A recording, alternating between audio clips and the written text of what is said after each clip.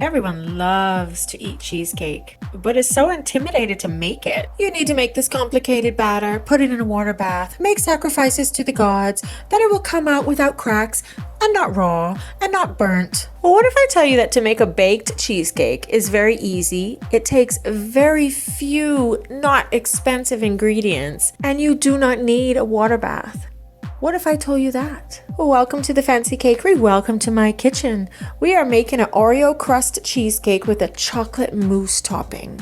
And we're not using a water bath. There's really only one rule in making a baked cheesecake that you have to remember, that you cannot forget. It will mess you up every time. If you want the cheesecake for a certain hour, a certain day, a certain time, you have to bake it and have it all ready at least 12 to 24 hours before you need it. That's really the only rule that you definitely have to stick to that will mess you up. Everything else, super easy, super simple, and I'm going to show you how to do it. We're going to go ahead and preheat our oven to 350 degrees because we're going to pre-bake our Oreo crust. And we are just going to process this in a food processor and make them. If you don't have a food processor, feel free to put it in a Ziploc bag and get a mallet or anything you have in the house that's, heavy, and just knock it out and make fine crumbs. We're going to take some melted butter, a half a cup or as much as you think that you need. What you should have at the end of the day is it should be crumbly, like fine wet sand. But when you put it in the palm of your hand or put some pressure on it, it kind of does hold together. That's what you're looking for. And some people love their cheesecake without any crust. You do not have to put a crust on this. You just line any baking pan with parchment paper and you just put your cheesecake batter in it and you bake it just like that. You don't need a crust. If you want to be like me and just be extra, just cut it real nice in a circle. Or you can do what my friend Amy does at Give It a Go Bakes. Watch her YouTube channel. She just blew my mind. She has a unique way of doing her parchment paper. I'm going to put it in a springform pan. And if you don't have a springform pan, put it in any pan you have and just line it with parchment paper so it doesn't stick. Now, I never made an Oreo crust before and I did make a mistake. I kept the vanilla filling in the middle, because there were some recipes that I saw that you keep everything together with the vanilla filling and you just crumb that, or you take the vanilla filling out but then you add sugar. And I was thinking, well, why would I add sugar if the vanilla filling is already sweet? So but now I know why you take that out and you add sugar, because that was not a good idea, and I will show you why. Just keep watching. And while your crust is cooling, with a stand mixer or a hand mixer or even a whisk, go ahead and cream your 4 room temperature cream cheeses. You have to make sure your cream cheese is soft, and I do a trick. I put the cream cheese in the microwave in the cardboard packages that it comes in. I don't take that off. Just microwave that 10 seconds at a time until it's nice and soft as I want it. You put the foil package in the microwave, you know it's going to spark. So far, I've never had a problem, but please don't call me if you do. I ain't no expert on this. I'm just telling you what I do. When you have creamed your cream cheese and it's nice and smooth, I'm just going to go ahead and add a whole tin of sweet cream, add the juice of 2 fresh lemons, a half a teaspoon of salt. I'm going to add 5 whole eggs, one at a time, mixing good between each, and 2 egg yolks. The addition of the extra egg yolks helps the batter not to crack and you not to have a cracked cheesecake. I saved the zest of those lemons and I added that to the end. It gives it such a tang that just complements the sweetness of the cream cheesecake.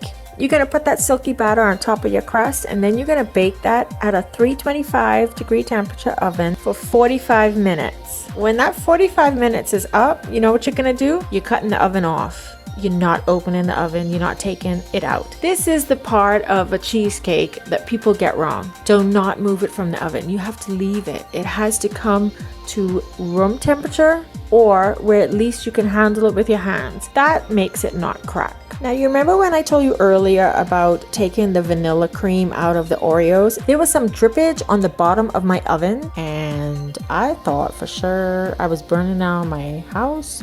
It was gonna catch on fire. There was smoke everywhere. 2 o'clock in the morning, had to open all the doors. Thank God the alarm didn't go off. It was bad. Then for some reason, I was actually looking at the Oreo crust recipe on YouTube, and I was like, what did I do wrong? I'm pretty sure I followed what I thought people did. I saw it 100 times. Then I went to Sugar Spun Run, and she was doing an Oreo cheesecake, and she did the Oreo crust, and she had the same problem. The vanilla filling in the middle of the Oreo cookies seeps and melts and does something in the oven, and it just doesn't work. So take that stuff out. Whatever's in it, just take it out. It's not good for the oven. There's not one crack. And I just wrapped it in some acetate and I taped it because I'm gonna put this delicious chocolate mousse filling on top of it. When my daughter was a baby, at some point I remember putting chocolate in her mouth, and I literally remember the look on her face. She was she couldn't believe what she was tasting in her mouth. And from that day